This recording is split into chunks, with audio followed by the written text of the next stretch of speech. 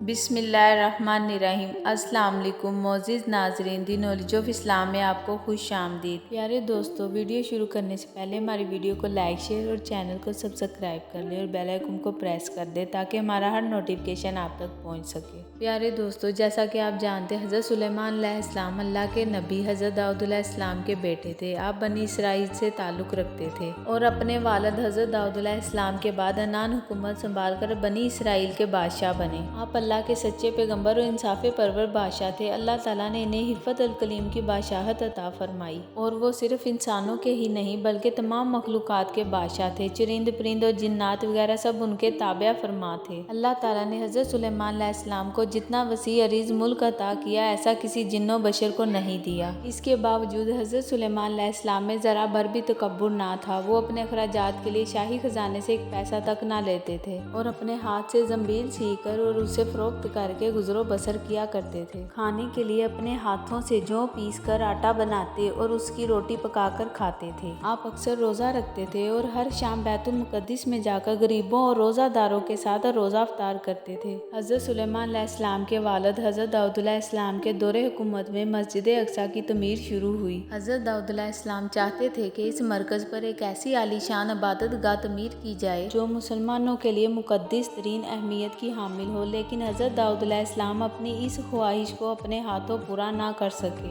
اور بیت المقدس کی دیواریں قد و آدم تک بلند کر کے چھوڑ دی تھی۔ چنانچہ مسجد اقصی کی تعمیر حضرت سلیمان علیہ السلام کے دور میں ہی مکمل ہوئی۔ آپ نے اپنے تخت نشینی کے 2.5 سال بعد یروشلم میں اس مقدس عمارت کی تعمیر شروع کی جو مسلمانوں کا قبلہ اول تھی۔ حضرت سلیمان علیہ السلام نے انسانوں اور جنوں کو عمارت جلد سے جلد بنانے کا حکم دیا۔ چنانچہ 1 لاکھ سنگ تراش اس کی تعمیر میں لگ گئے۔ 30,000 افراد پہاڑوں سے پتھر تراشتے، 70,000 ہاتھی اور اونٹ ان پتھروں کو اٹھا کر لاتے، جبکہ دیوا اور جنات کانوں سے لال یاقوت، فیروزہ، زبرجد، سونا اور چاندی وغیرہ لاتے۔ اس مسجد کی لمبائی 784 گز اور چوڑائی 455 گز تھی۔ مسجد میں 684 ستون تھے اور 4000 قندیلیں روشن ہوا کرتی تھی۔ اس کی صفائی پر 700 صفائی کرنے والے مامور تھے۔ مسجد کے صحن میں ایک ہشت پہلو مقام قبۃ الصخرہ کے نام سے ہے جس میں رسول اکرم صلی اللہ علیہ وآلہ وسلم کے نقش قدم ظاہر ہیں۔ اس مسجد کی تمام زمین میں ایک ہاتھ بھی ایسی جگہ نہیں ہے جس پر کسی پیغمبر نے نماز نہ پڑھی ہو یا کسی فرشتے نے قیام نہ کیا ہو۔ جب حضرت سلیمان علیہ السلام کی وفات کا وقت قریب آیا تو مسجد اقصی کی تعمیر مکمل نہیں ہوئی تھی۔ چنانچہ حضرت سلیمان علیہ السلام نے اللہ تعالیٰ کے حضور عرض کی، یا باری تعالیٰ، اس وقت بیت المقدس کی تعمیر مکمل نہیں ہوئی۔ میرے انتقال کو جنات سے پوشیدہ رکھا جائے تاکہ بیت المقدس کی تعمیر مکمل ہو سکے۔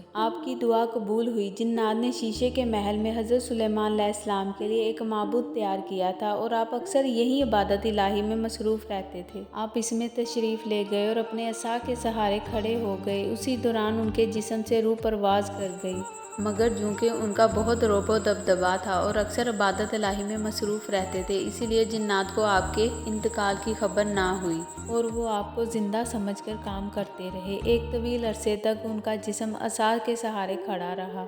آخر جب دیمک نے عصا کو کھا لیا تو عصا ٹوٹ گیا اور آپ کا جسم زمین پر گر پڑا۔ اس وقت جنات کو معلوم ہوا کہ آپ کا تو انتقال ہو چکا ہے، چنانچہ وہ پہاڑوں کی طرف بھاگ گئے۔ حکم الہی سے ہوا تخت سلیمانی کو اڑا کر لے گئے، لیکن اس وقت تک بیت المقدس کی تعمیر مکمل ہو چکی تھی۔ چنانچہ حضرت سلیمان علیہ السلام کو بیت المقدس میں ہی دفن کیا گیا۔ حضرت سلیمان علیہ السلام کی وفات کے بارے میں حضرت عبد الرحمن بن زید بن اسلم رضی اللہ تعالیٰ عنہ بیان کرتے ہیں کہ سلیمان علیہ السلام نے موت کے فرشتے سے کہا کہ جب تجھے میرے بارے میں روح قبض کرنے کا حکم ہو تو مجھے اطلاع کرنا۔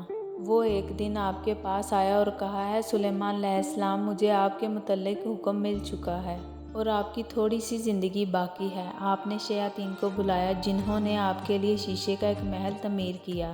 اس کا کوئی دروازہ نہ تھا۔ آپ وہاں کھڑے ہو کر نماز پڑھنے لگ گئے اور اپنی لاٹھی سے ٹیک لگائی۔ پھر ملک الموت اندر آیا اور آپ کی روح قبض کر لی۔ آپ 52 سال زندہ رہے اور آپ نے 40 سال حکومت کی۔ آپ کے بعد آپ کے بیٹے رجام نے 17 سال حکومت کی۔ اس کے بعد بنی اسرائیل کی سلطنت پارہ پارہ ہو گئی۔